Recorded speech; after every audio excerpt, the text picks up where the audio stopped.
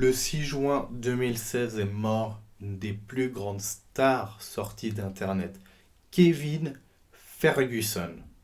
Ce mec est un sportif de haut niveau qui a réussi à aller au plus haut niveau et tout cela grâce à Internet. Kevin Ferguson est né le 8 février 1974 à Nassau, Bahamas, mais il va grandir à Cutler Ridge, Florida.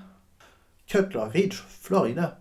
Le jeune Kevin est plutôt balèze comme gars, il va vite commencer des jobs comme videur, mais surtout garde du corps pour la compagnie RK Netmedia, plus connue comme les Reality Kings, boîte de production de films porno. Et comme tout le monde le sait,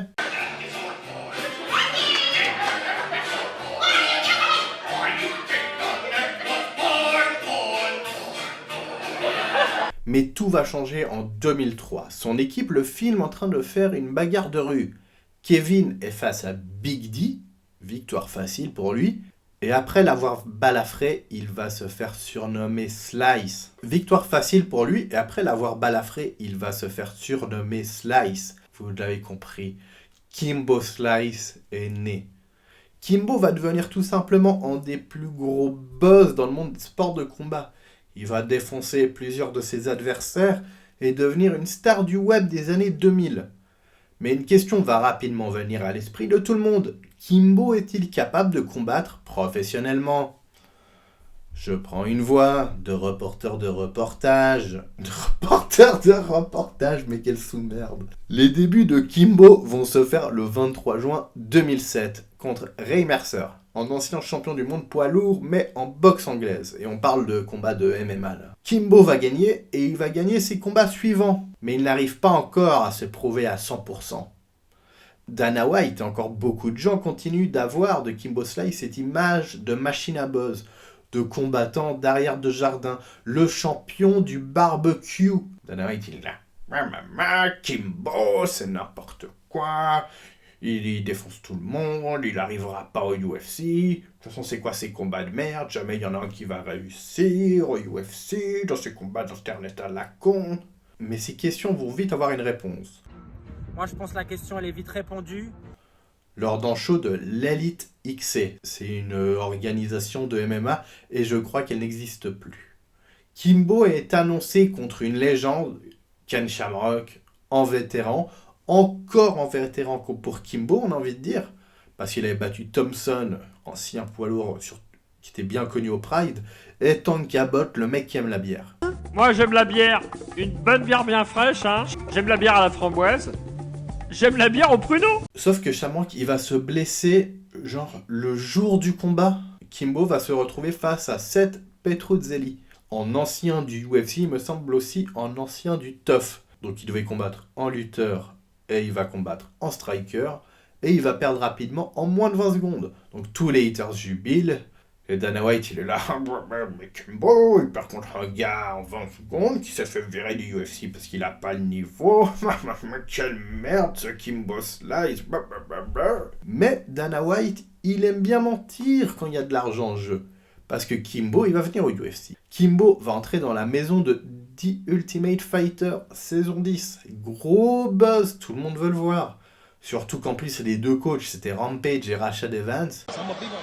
Hey, all I gotta say, there's gonna be some more black on black crime. Gros boss pour Kimbo, je crois que l'audience avait vraiment bien marché.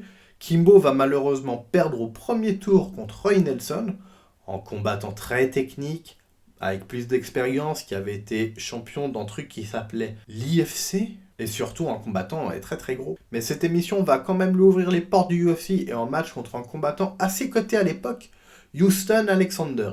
Et Kimbo va gagner sa première victoire au UFC dans un combat mythique. Mythique parce qu'il était chiant sa mère, bordel. L'énorme déception du premier combat de Kimbo. La carrière de Kimbo va malheureusement pas durer encore très longtemps et il va rapidement se faire remercier du UFC avec un palmarès d'une victoire et d'une défaite. Ce qui est dur. Franchement, Dana, il voulait juste montrer que Kimbo, il n'est pas le niveau, quoi. C'était un peu salaud. Moi, j'étais pas content qu'ils l'ont viré. J'avais trouvé ça un peu abusé. Et il va donc arrêter le MMA, il va continuer dans la boxe anglaise, avec un palmarès très bon de 7 victoires et 0 défaites. J'ai pas analysé ses adversaires pour dire si c'était vraiment des gros matchs ou si c'était plus pour surfer sur sa popularité. Mais son décès prématuré va mettre fin à sa carrière parce que quand tu décèdes, tu ne peux plus boxer. Décédé à l'âge de 42 ans, c'est hyper jeune. Kimbo est une légende de l'internet. Et même s'il a une carrière assez bof, il est une légende du MMA. Parce que des mecs avec un tel buzz, une telle popularité, il n'y en a pas eu des centaines non plus. Malheureusement, il n'avait pas le niveau, il était peut-être déjà trop âgé pour s'imposer au UFC. Et son dernier combat va vraiment pas lui rendre hommage en MMA. Quand j'ai appris sa mort, j'étais assez choqué. Et surtout, on commençait en plus à entendre parler de son fils, qui faisait ses premiers combats, qui a eu ses premières victoires en MMA.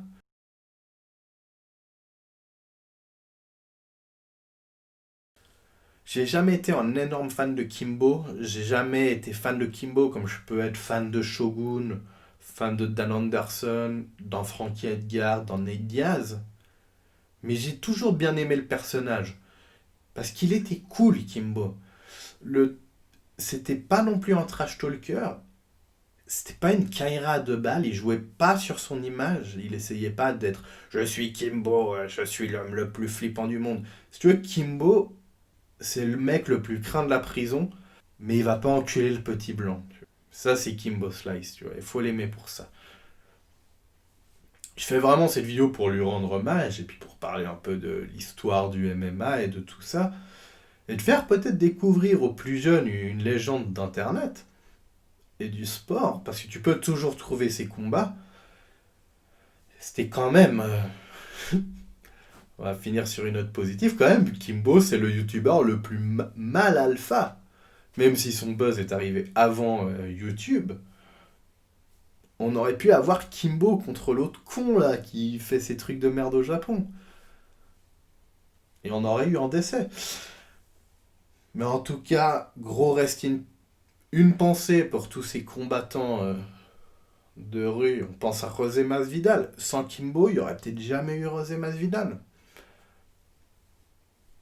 Et surtout, adieu l'artiste et rest in peace Kimbo Slice et on t'aime. I guess whenever I decide to shave the beard, that's when I probably put Kimbo at rest. But would Kimbo ever be at rest?